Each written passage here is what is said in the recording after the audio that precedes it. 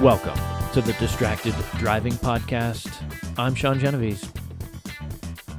I am Rex Williams. And this is the third and final part of our interview with lean practitioner Brion Hurley, who has compiled a book called Lean Six Sigma for Good, a compilation, two-volume compilation of stories about lean practitioners using their skills and expertise in support of nonprofits. And, you know, this one, there's some things in here that definitely resonated with me, specifically about, and I can't remember if he said it or I did, but volunteers are hard. Harnessing the power, I think I said it actually, based on something hard Brion to says. Manage, or Well, I believe that harnessing the power of volunteers is more difficult than harnessing the energy within an organization where you have command and control authority over people.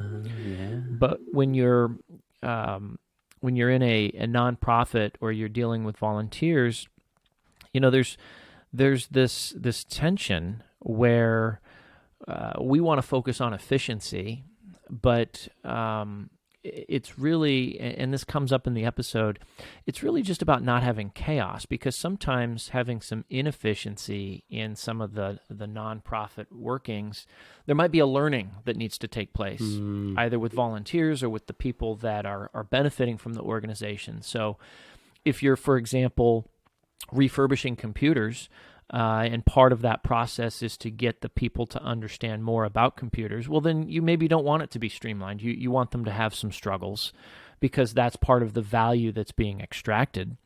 But you don't want it to be chaotic, or the volunteers won't come back. Mm-hmm. Yeah. Yeah, no, I could totally see that. So that's kind of setting the stage for the conversation with Brion. And The third conversation that I also was not there. that's right. If you did not tune in to the previous two episodes, Rex is conspicuously absent for this episode. He was Doing something else. He was inspecting. He was doing an inspection, a rear eyelid inspection. Did we record early in the morning or what? I don't know what happened, but late afternoon. He did not respond to my text messages or my phone calls. He was what we call MIA. Yes, he was MIA. But he's here now, and just for fun, introducing Brion. So yes, part 3 of our conversation, which of course still sponsored in part by Sean Genovese Enterprises, an organization of the highest caliber. The organization. Helping teams, helping companies develop standard work so they can eliminate instability, which is the kryptonite to any process or organization, operation, whatever term you want to use.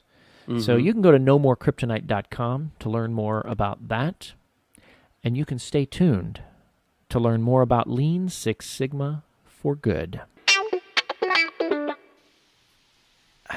I saw something else recently, too. I can't remember if it was on your website or somewhere else where you can select your own price. How much would you be willing to pay? That was Lean Pub.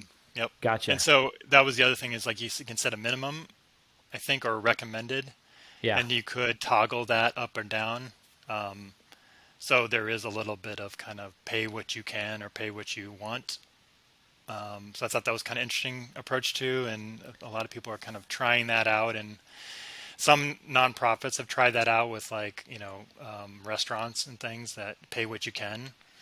And here's a recommended price, but if you can't afford that, we'll take $1, and then we hope that the rest of the customers come in and kind of cover the difference, and maybe you set the recommended a little higher to make sure you can cover the people who can afford that. And so that was kind of a really intriguing approach too. Yeah. I think even Panera might have done that with a different type of restaurant they set up, and then I know some nonprofit restaurants have done something similar, just so they make sure they're not turning people away. I do feel like that works better in the nonprofit space where you are tugging at maybe a heartstring. Because, let's say I'm going to do a consulting engagement. If I say, well, listen, the minimum is $1,000, but you can pay more if you'd like. Who Probably would not do going to get that? the. That's true. I mean, maybe my mom. But I can see with a nonprofit, hey, look, we're really looking, this is for charity, or this is going to go benefit this organization. This is our minimum, but if you want to give more, we will take more, and it's going there. Yep, yep. I like it. So okay, where is the? You said it's on the Amazon, Yep. but you've got a bit of a web empire now as well. And again, I don't know if you always had it and I didn't know, or if it's new, or if it makes a difference. But you've got the business performance improvement. We've got BrionHurley.com. We've got Lean Yep. Six Sigma for Good. Where Yep. do you want people to go? For this conversation, probably Lean Six Sigma for Good.com. And then so on that site, I've been pulling these other examples and articles and interviews with people where there's some tie to process improvement and some social or environmental issue. And so that's kind of where I've been putting most of the content, and then trying to get maybe some of those examples pulled out into a book with more depth and more details, maybe more for the person like myself that I want to see some of the details of how they got there and the approach they took. So, and also the not just the process part of it, but the, what's the difference? What can they expect going to work for work in a nonprofit? What are the things they need to keep in mind? Like, again, don't focus so much on efficiency. It's really like part of it is like there's a skill development that they're going through. So one of the groups in Portland we were working with, they process laptops and computer equipment, and they refurbish it and resell it. And so we were looking at the process and saying, well, you could do this much more streamlined and it'd be easier. And they said, but then we wouldn't have an opportunity to have people learn that skill and practice. And if they feel like it's too much like working in a factory, which has a really bad connotation, that I don't think people have worked in a factory, because I don't think it's that bad, but they don't want it to be like that. And so they're really cautious about, we need to make sure that people have a good time and they want to come back, because it's a lot of times they're volunteers. So if they feel it's too much like a job, they're not going to want to come back. So trying to balance out the experience they're having with getting things done for the mission of the organization. And so that has to be the other thing we balance a little bit. And so like having people talk about that and these experiences will help people be prepared for that. So they don't come in and say, we're going to streamline this and optimize this process, and they're frustrated with the results, even though they're better results. We don't want that to happen, or people to be so focused on outcomes instead of thinking about this more than just that when you're dealing with these kind of organizations. So talking to them about those experiences in the chapter may be more in depth than maybe I'm seeing in the articles and videos that I'm finding online. I think that's a really good argument for what I always advocate for first, which is another S word, and that's stability. Especially when you're talking about, volunteers are hard. I think harnessing the power of volunteers successfully is more difficult than running a regular business or organization, because you don't generally have the command and control authority. Mm-hmm. You're not generally paying people, and so you're relying on their interest, but nobody likes to be a part of something that's chaotic. And so if there's no stability or there's no organization, it's hard. It's hard to keep people wanting to come back, Yeah. which when you're doing improvement, as you well know, I mean, if you don't have stability and you're trying to improve something, you might as well go to Chuck E. Cheese and play the whack-a-mole game. Yep. Well, this is cool. I am sure that well over 5 listeners will be paying attention. Actually, that's not true. I think we have about 5 YouTube viewers, but we've got more than that listen, and we will certainly try to get the word out here. Which you've done a good job already. I saw it, and I was like, wow, that sounds awesome. I would love to be a part of a future edition. I don't know that I have any content that will qualify, but maybe if you need a proofreader or something, I can help that way. Yeah, or if you know someone, or but I mean, it just and even thinking about it, it doesn't have to be saving the world either. It's like some of them are just organizations people belong to, and they're, one of the chapters in volume 1 was someone works at their, doing work in their local church, and they were looking at, just making the process more optimized, and they were distributing flags on Flag Day. It's not solving a major social problem, but it's raising funds for their organization that they use to provide out, but just distributing the flags out to the yards and picking them up in a more efficient way, so that Yeah, maybe there's a the process volunteer, there. yeah, the volunteer hours turns from 100 hours of time to 50 hours of time, and so Right. they are accomplishing the mission, but they don't have to exhaust all of their time doing it. They can go home and not have to volunteer so many hours each year. So like, those are good experiences too, and good examples of allowing people more work-life balance. And so those are good examples too to think about. But I know you've worked with students and the education system, and helping them through the process of building their skill set. I mean, there's improvements to be had there too. So I know education is one where I would call that a social mission too, to get people through that process, help people pay for it, and so they can go off and do good work with the skills they're gaining. You're applying unintentionally implying a certain amount of peer pressure and shame upon me here, because my kids are in cheer, and without even picking on that specific organization, the extracurricular nonprofit space that is, generally speaking, organized and run by parents is a hot mess. And I see, I mean, you're talking here about opportunity. I see so much opportunity, but I'm like, ooh, do I want to step into this? Yeah, I really want to put my foot in there.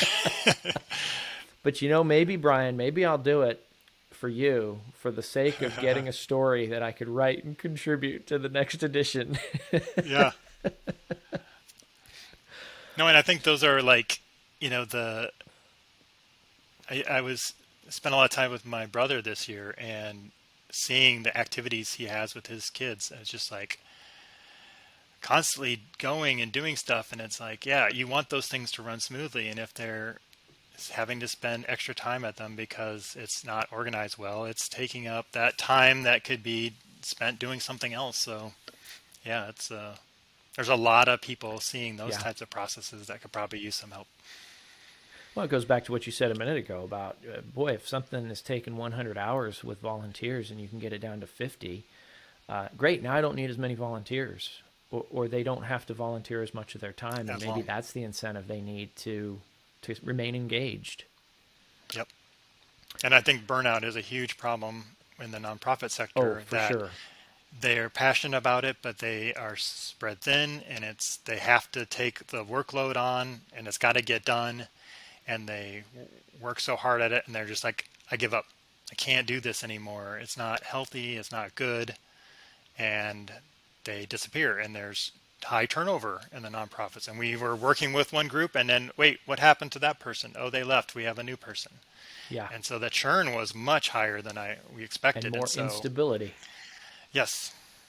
And therefore, if you don't have processes and structure there, then it's on a whim on who's leading it, and then you're starting over, or we never really, established that, so we're not doing that anymore. It just kind of creates all kinds of other things, and amen. Yeah, that was a surprise. I mean, there's the promo for this episode right there, that last 30 seconds. I mean, that's wash, rinse, repeat. That's what we see. It doesn't matter, for-profit, non-profit. If you don't have processes and documented processes, then what you're doing is at the whim of whoever is in charge. And it's only as good as their tenure with the organization or the team. Speaking of which, so you still doing you still got your day job? I do. Yep. So that's the business performance improvement. That's the consulting group I set up after I left industry, after about 18 years. And I love it. It's a lot of different interesting clients.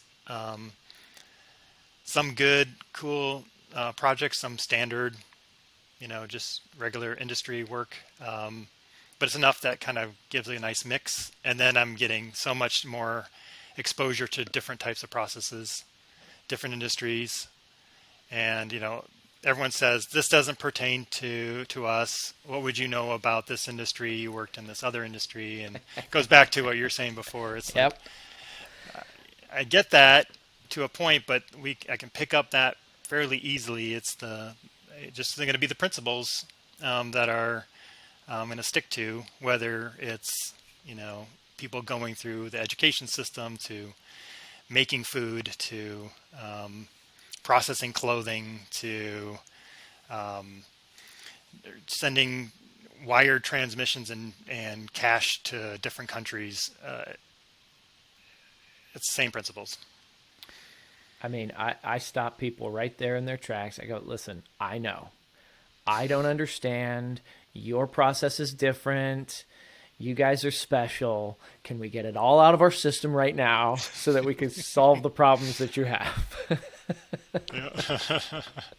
I've heard it all before. Yeah.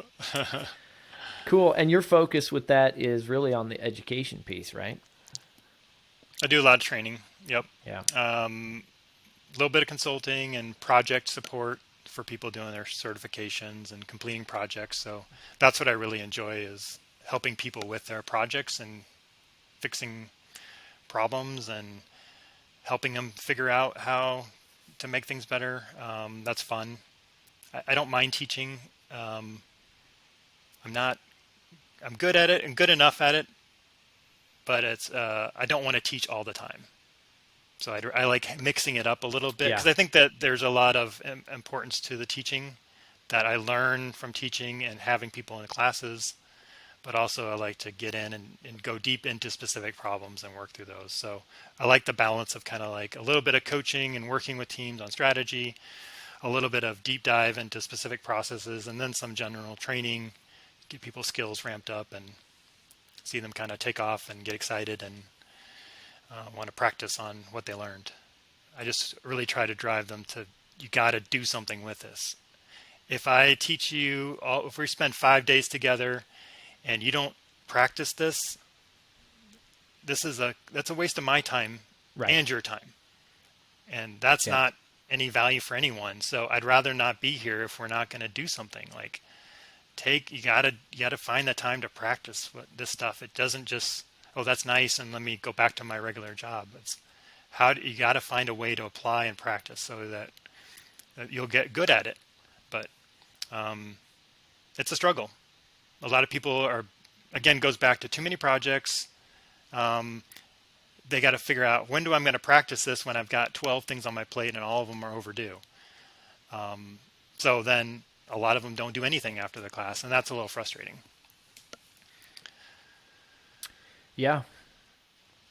or they're waiting for the cavalry to arrive. All right, I've been trained. I can see all this waste. Great. When's somebody going to come fix it? There's no they. You have to reprioritize. Well, awesome. I appreciate you spending some time to share the Lean Six Sigma for Good journey. And hopefully we can get a few more people aware of it and checking it out and consuming stories and maybe contributing stories. That'd be great. Yeah, just have them reach out to me, and you can find me on LinkedIn or on those the Lean Six Sigma for Good website. There's a contact button, so that'll get to me. But yeah, that'd be great. I know there's a bunch more stories out there and people who like to share.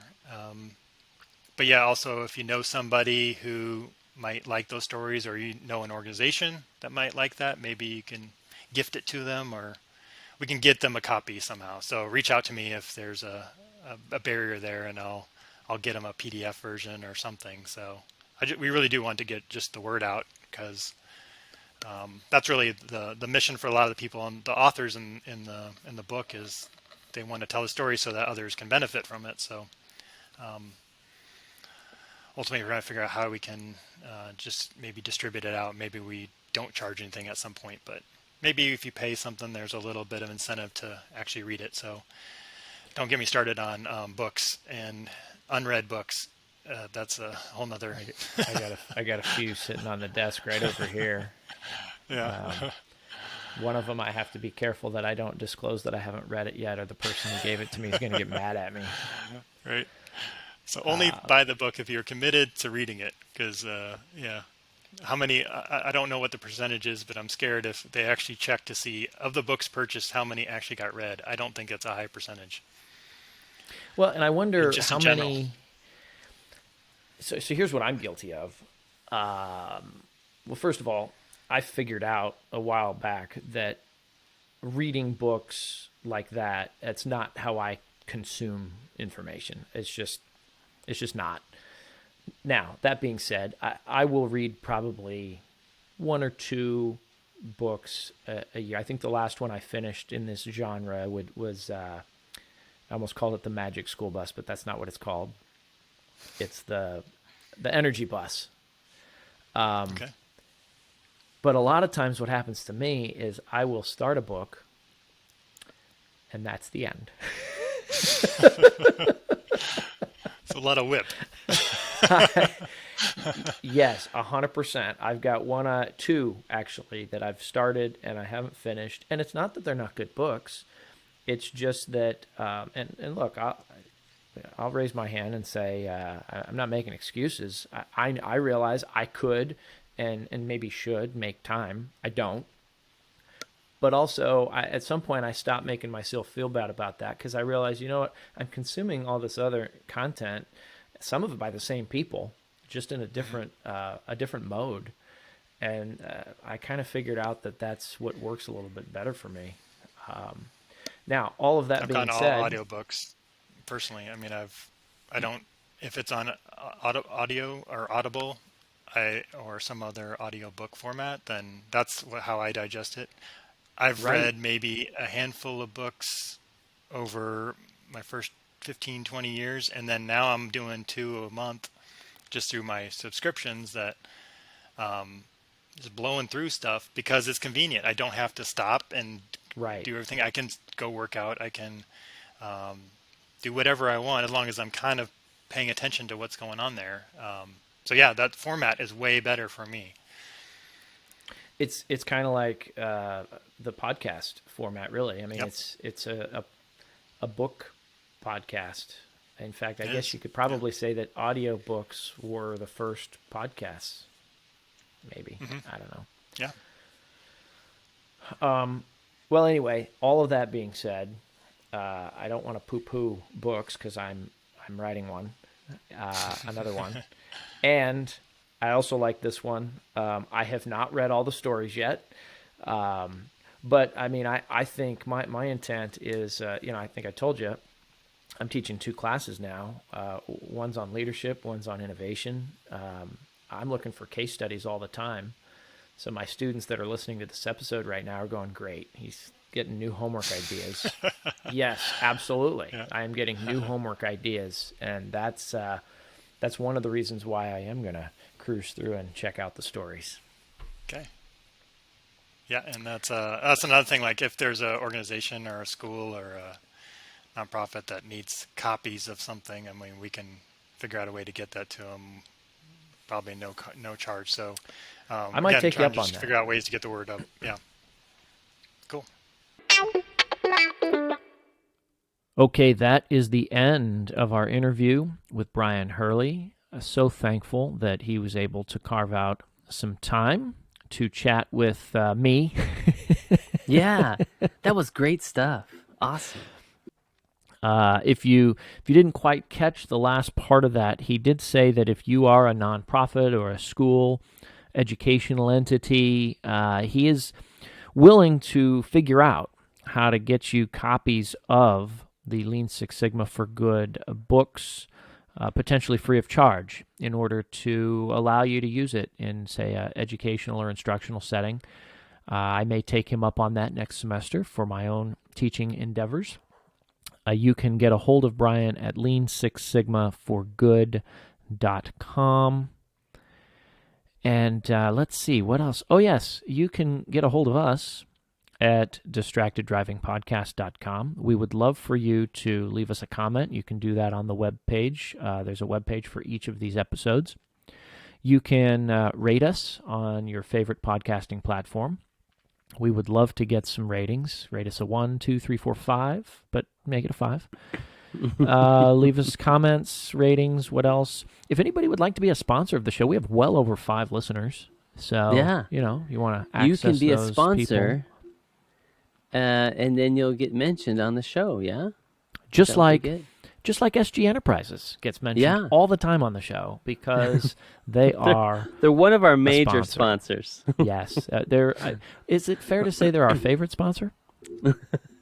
At this point in time, but we don't want to offend the others. Well, listen, go check them out at nomorkryptonite.com. I've heard that SG Enterprises sends out a weekly newsletter full of wit and wisdom that takes a look at various lean principles through the lens of everyday activities. Sounds great. Sounds really enticing. All right, we will see you. Oh, actually, we will not see you for a little while because we're going on hiatus. What? Yes, we're gonna take a little break.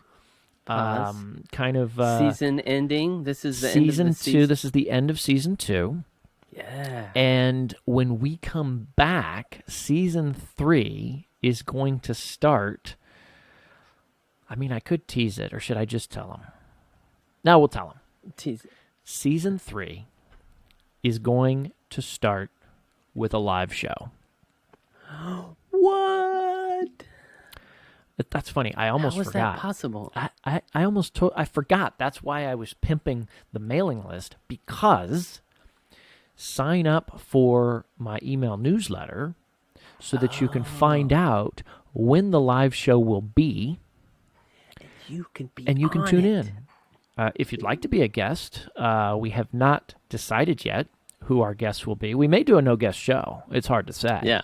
That's one of the things we're going to discuss on our hiatus. Nobody signs up.